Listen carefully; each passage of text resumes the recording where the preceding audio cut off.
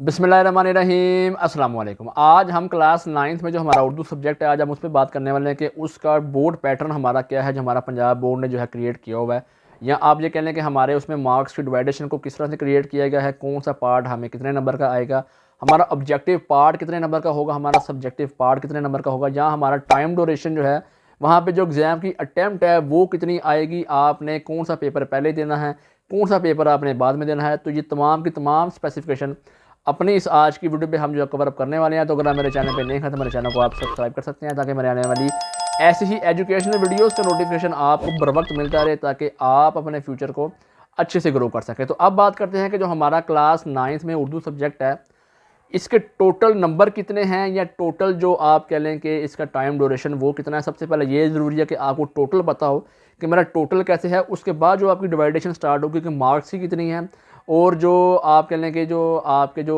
वहाँ पे जो आपका पोर्शन आपको आएगा अटैम्प्ट के लिए वो किस तरह से है कि आपका सब्जेक्टिव पार्ट जो है वो कैसा होगा, और ऑब्जेक्टिव पार्ट आपका जब वो कैसे होगा।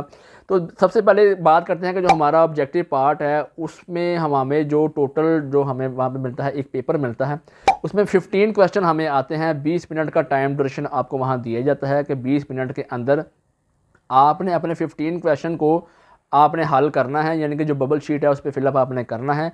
तो ये हमारा ऑब्जेक्टिव पार्ट होगा, यानी कि टोटल आपको 15 MCQs आपको वहाँ पे आएंगे।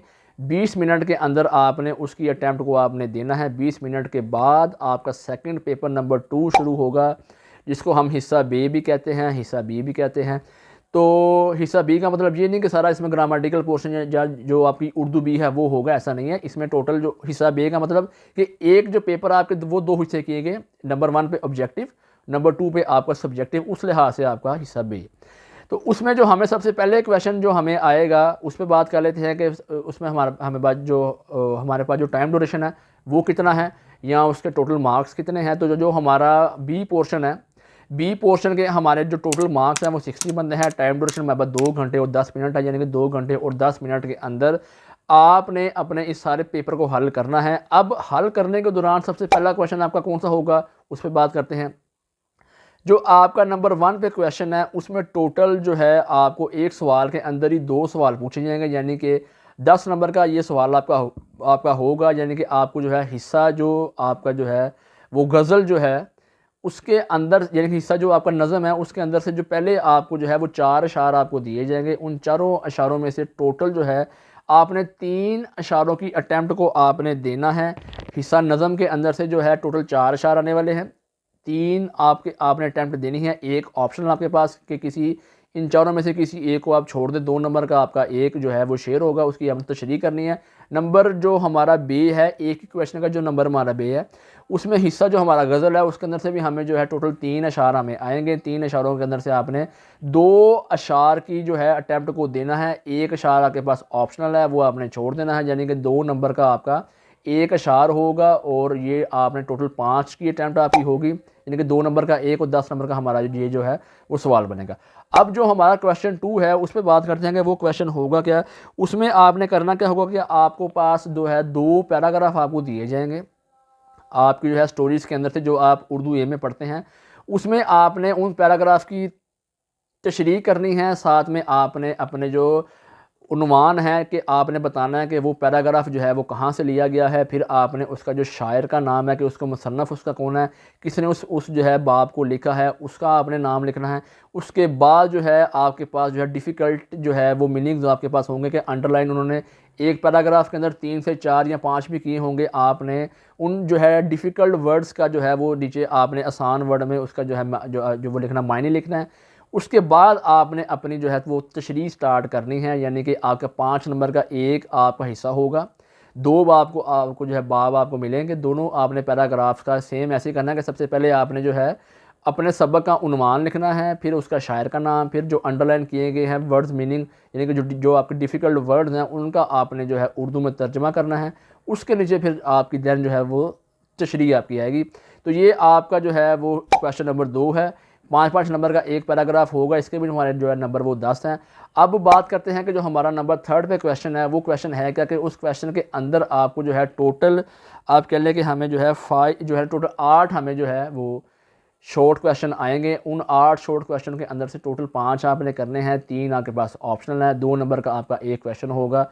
उन दोनों यानी कि 2 नंबर का एक है, टोटल हमारे नंबर इसके भी 10 बनते हैं। यानी कि हमारे जो स्टार्टिंग जो हमारे 3 जो हमारे क्वेश्चन हैं उसमें हमारे जो है वो 10-10 नंबर के ही हमारे चलते आ रहे हैं। तो जो नंबर हमारा थर्ड पे होगा उसका भी इसी तरह से होगा कि आपके पास टोटल जो है 8 क्वेश्चन आपको आएंगे।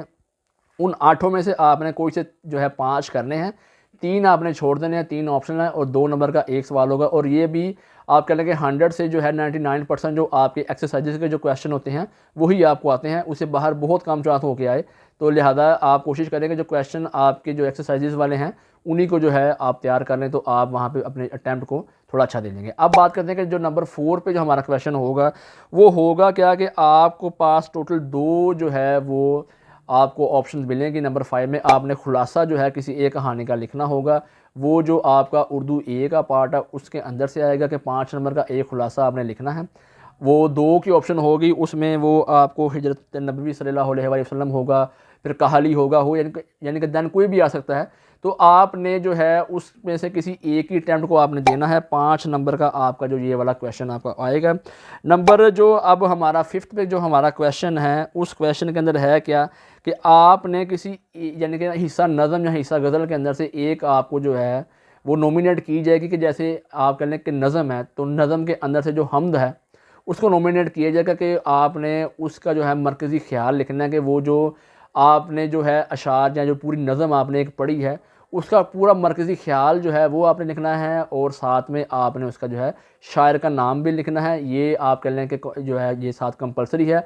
अगर आप शायर का नाम नहीं लिखेंगे तो वो आपके वहाँ पे 1 या 2 नंबर काट लेगा। तो लिहाजा आप कोशिश करें जब आप अपना मरकज़ी ख्याल लिख रहे हैं तो आपने मरकज़ी ख्याल को लिखने से पहले उसके शायर का नाम आपने देना है। ये क्वेश्चन की जो है वो रिक्वायरमेंट है। अगर आप इसे पूरा नहीं करेंगे तो वो सिर्फ आपको आपने जो मरकज़ी ख्याल लिखा उसके नंबर मिलेंगे, शायर के नंबर या तो 1 होंगे या आपके 1.5 होगा या 2 भी हो सकते हैं, तो वो नंबर आपके जो है कट जाएंगे। अब क्वेश्चन जो हमारा 6 है उस पर बात करते हैं कि उसमें आपने जो है एक जो है आपको एक लेटर आपको दिया जाएगा, एक ख़ाता आपने जो है वो लिखना है।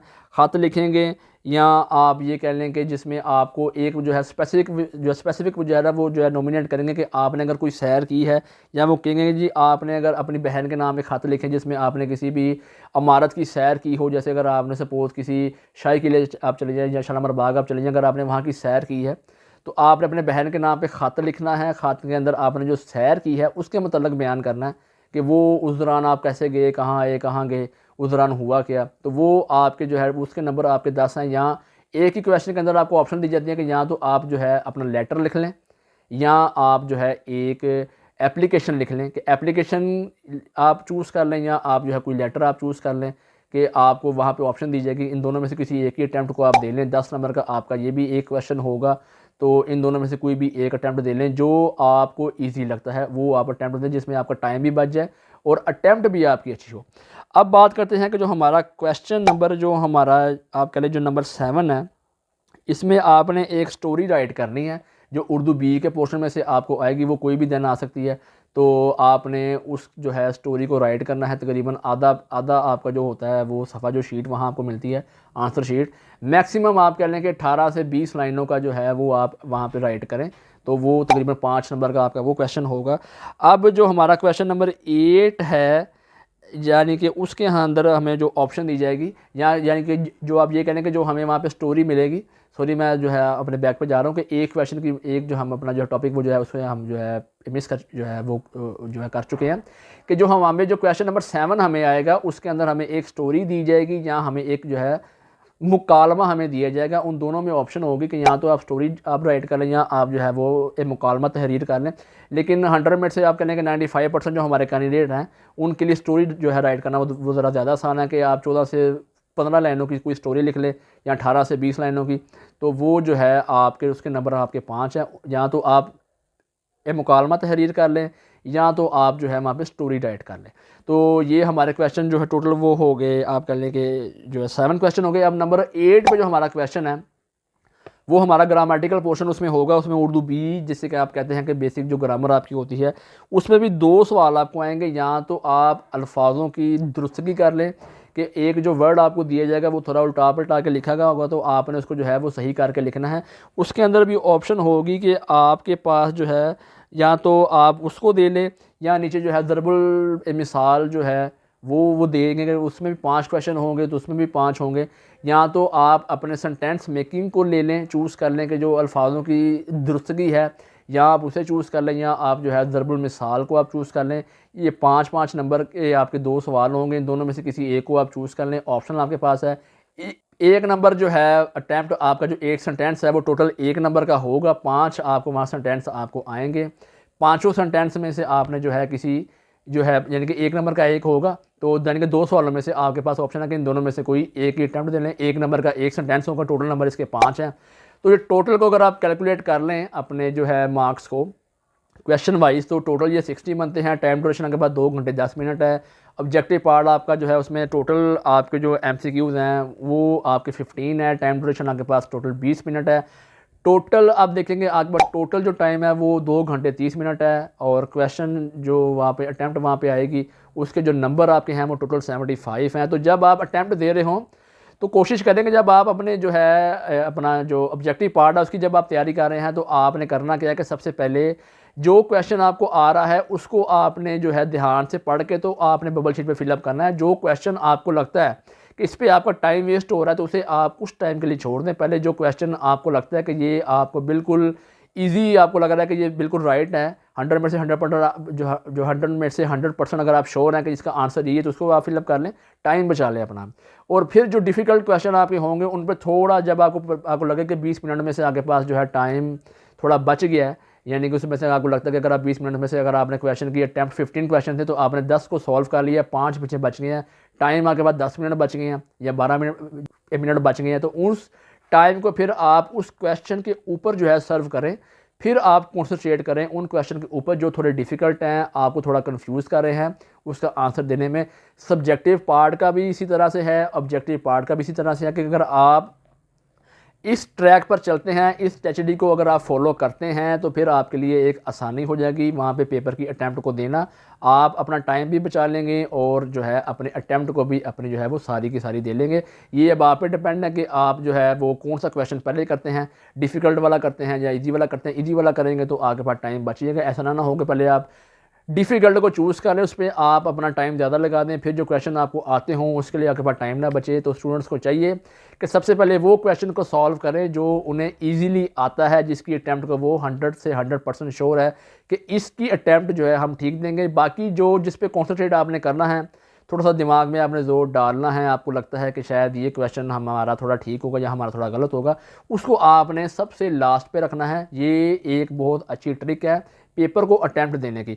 तो आप ये कह लेंगे क्लास 9 में हमने उर्दू का जो सिलेबस है उसको कवर अप कर लिया है कि उसकी अटैम्प्ट को आपने किस तरह से देना है, आपने किस ट्रैक पे चल रहा है, टाइम ड्यूरेशन आपका कितना होगा, आपके पास जो मार्क्स की स्कीम है वो कितनी है। तो ये तमाम की स्पेसिफिकेशन हमने अपनी आज की इस वीडियो में कवर अप कर लिया है। इंशाल्लाह अज़ीज़ मेरी नेक्स्ट वीडियो में आपसे मुलाकात होती है।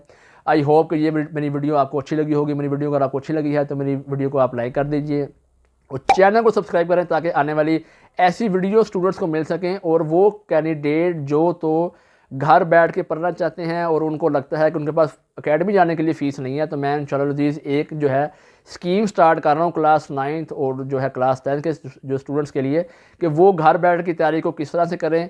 और वो मुझे कमेंट्स में ये बता सकते हैं कि मैं कौन से सब्जेक्ट को टारगेट करूँ, चाहे वो साइंस का हो चाहे वो आर्ट्स का हो। तो इंशाल्लाह अज़ीज़ मैं उस पर भी लाजमी वीडियो क्रिएट करूँगा।